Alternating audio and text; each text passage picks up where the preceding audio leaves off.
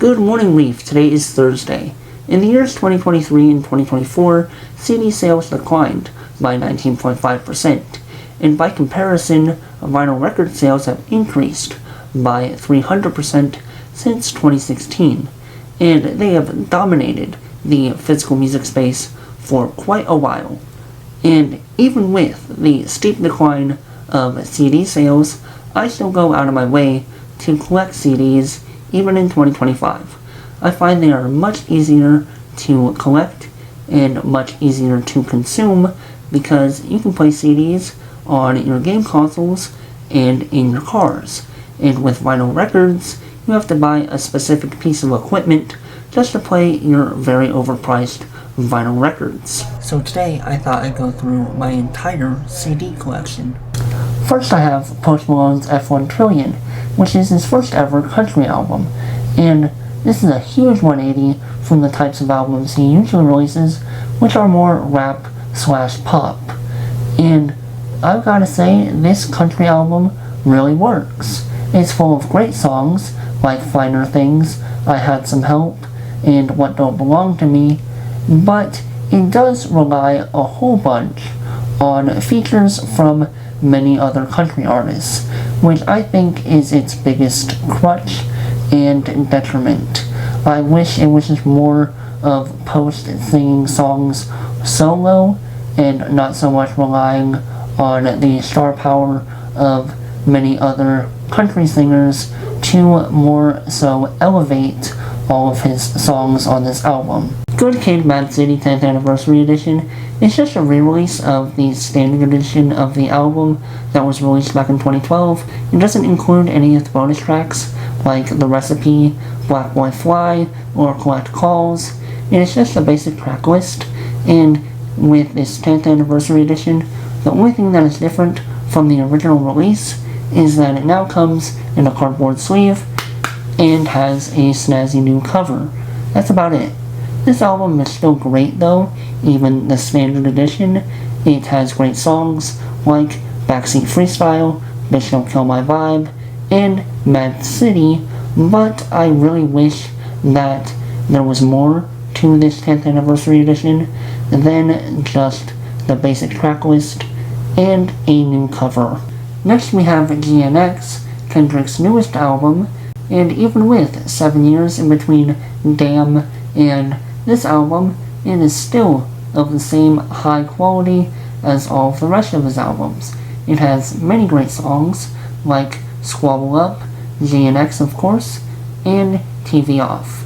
It is a great return to form and just a very, very solid Kendrick album. The last rap album I have is We Don't Trust You, a collab album between Future and Metro Boomin. This is probably the best collab album that I have ever heard, even better than the Future and Juice WRLD album that came out in 2018. I think that this album has absolutely no misses, and my life was genuinely changed when I first heard this album. It was incredible. Next we have two albums from my favorite band of all time, AC/DC, starting with Highway to Hell, which in my opinion really defined the 1970s era of AC/DC. It has a little bit of funk to it, which I really like, and this album is full of great songs like Highway to Hell, Walk All Over You, and Girls Got Rhythm. Then there's Back in Black, which ditches the more funky sound of AC/DC's earlier work and adopts a more hard rock sound instead, which makes sense because this album was released in 1980. This is by far AC/DC's best album. There are no bad songs on this album whatsoever. My favorite songs on this album are Hell's Bells, Shoot to Thrill, You Shook Me All Night Long, and Rock and Roll Ain't Noise Pollution. Moving on to my one and only punk/pop album, I have One More Time Part 2, which is a deluxe edition of Blink-182's newest album, One More Time, which was released in 2023. But One More Time Part 2 was released on September 6th of 2024. It has a whopping 27 songs, and the songs are pretty great, although they are super short and very fast paced.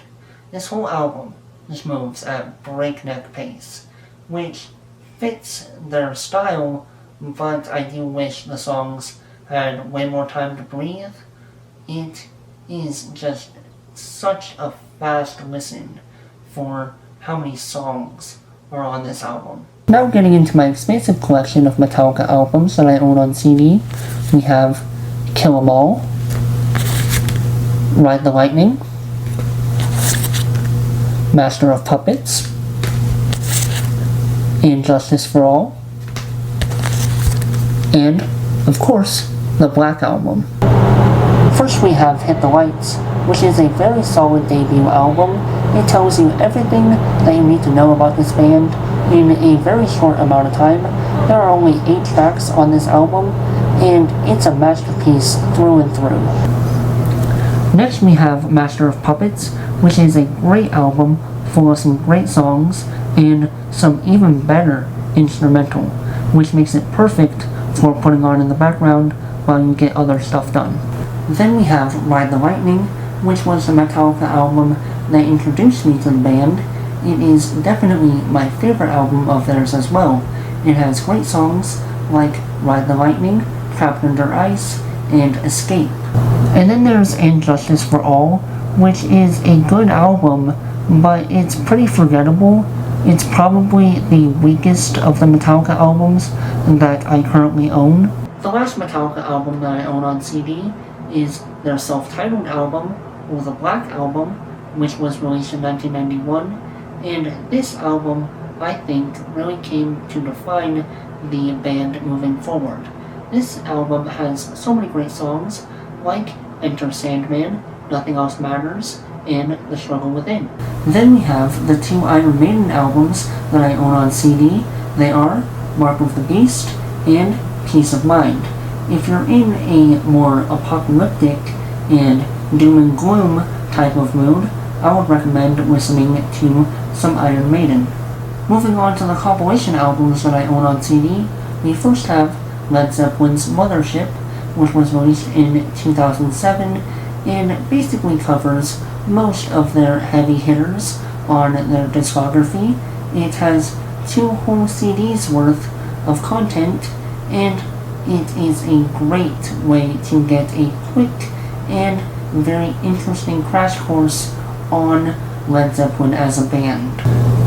Last but certainly not least, we have the Queen Greatest Hits box set, which contains 3 CDs that are jam-packed with music.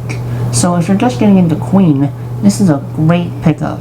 It's only about $12, and it contains everything that you'd ever need to get caught up on Queen's music. So that was a look at my entire CD collection that I currently own, and I plan to acquire many more CDs in the future.